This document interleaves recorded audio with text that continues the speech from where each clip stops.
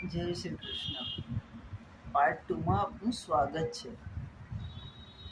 જે આપણે જોયું આગળ કે તમે ખૂબ જ હતાશ અને નિરાશા અનુભવો છો, અને છતાં પણ તમને એક ઉમ્મીદ છે કે ઈશ્વર તમારી સાથે ન્યાય કરશે.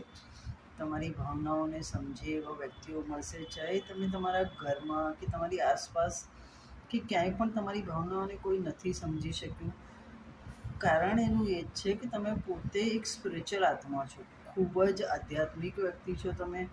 તમે જેટલું ગહેરાઈથી બધી વાતોને સમજી શકો છો ને, એટલું બધા નથી સમજી શકતા, અને લોકો દૂર દૂરથી જ બધું જોવે છે, જ્યારે તમે એ વસ્તુઓને જોઈ શકો છો કે જે એક સામાન્ય વ્યક્તિ નથી જોઈ શકતો. તમારી સોલ એકદમ પ્યોર અને આધ્યાત્મિક છે, એટલે ઈશ્વર તમારી સાથે ન્યાય જરૂર કરશે અને તમારા જીવનમાં સોનાનો સૂરજ જરૂરથી ઉગશે. જય શ્રી કૃષ્ણ.